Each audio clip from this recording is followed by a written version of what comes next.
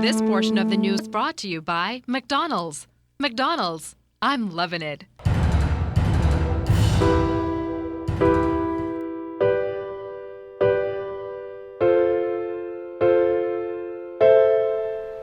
The devastation on Crooked Island is so widespread, there appears to be no settlement that escaped the wrath of Hurricane Joaquin.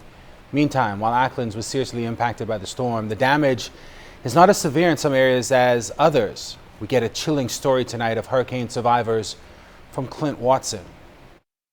When you visit storm-ravaged Crooked Island, there's simply no words. The devastation is great. Houses flattened. The only evidence is the rubble piled high on the foundation. Flooding intense. In some areas, more than 10 feet high. Roads initially impassable.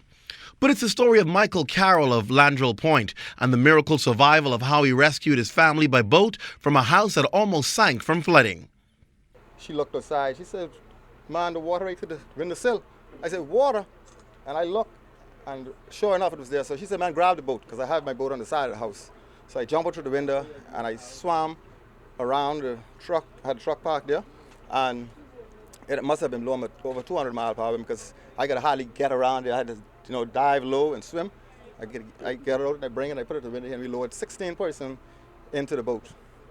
And so we all just battled over this. I mean, the wind was coming like right across here like this.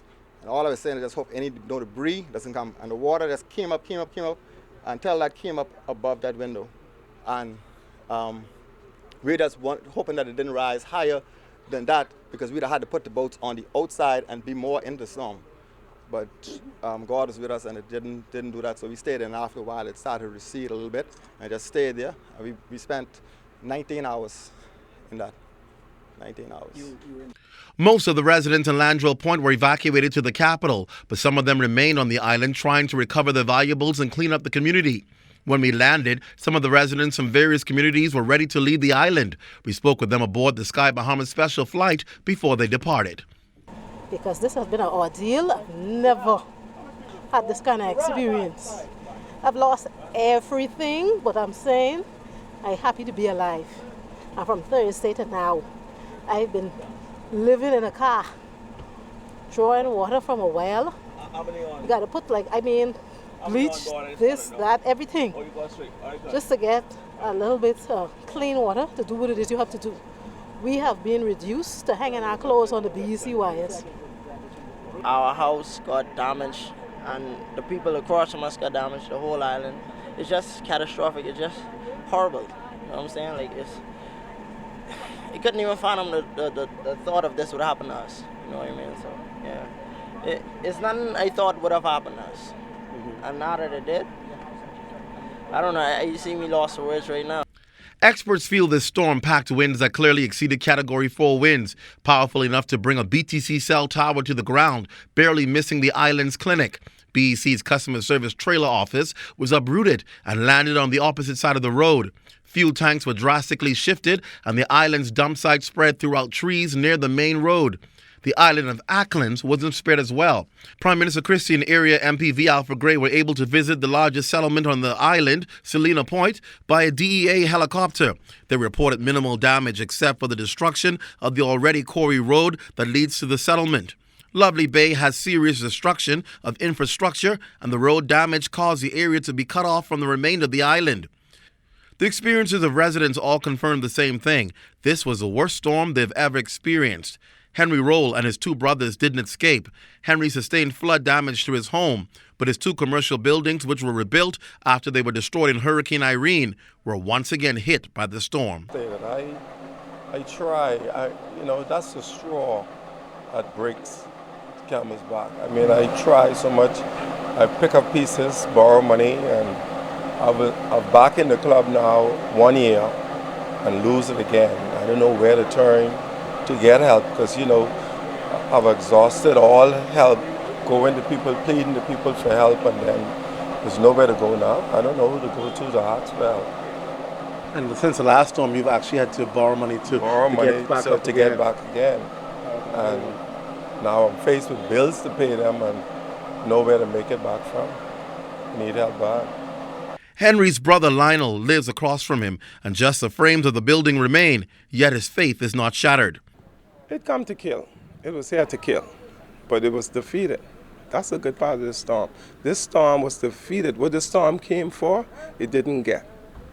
It came to bury some people, but it didn't do it. So this storm was really defeated. So we could smile. The ref was really holding up our hand because we won. It came to kill us. It pinned us, but it didn't get to count three. Count three was the death. But we happy. We will be all right. We Auckland's people. We strong. We're never going to give up. There's no give up in us. Not in our vein. But we're going to make it. And I guarantee you, give me a year. Give me a year and I'll be back. Then there are those who say starting over won't be easy.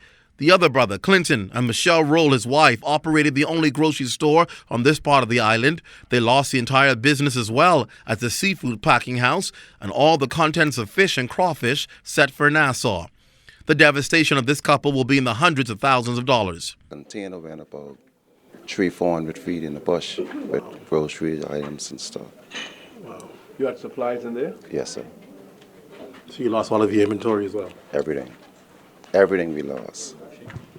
Took the 4 kids and we ran through the bushes to a nearby house where it was higher. No one was there and winds and roof was flying.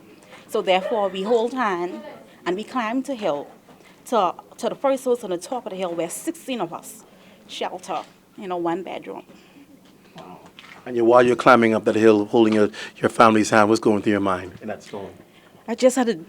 My mind was just, I pray God that I make it and just to see that my kids was safe. Everything right then, all my thoughts was about them. They're not used to being hungry, they're not used to, all of this is new to them, and just to see them sitting down there and just wondering what's next, it broke my heart and just tore me down. How are they doing now? Well, I send them off to Nassau, and I have no communication with them, but I believe that they're okay. And you send them off just to get them away from there? Yes, sir. And even in the midst of so much devastation and hopelessness, there's still a national pride feeling here on Crooked Island. Even as we drove through the entire assessment, that Bahamian flag, as tattered as it may have been, stood firm. It's a sign that residents feel their life is still here in Crooked Island and they love their Bahamas, and no storm could take that pride away. In Crooked Island, Clint Watson, ZNS Network News.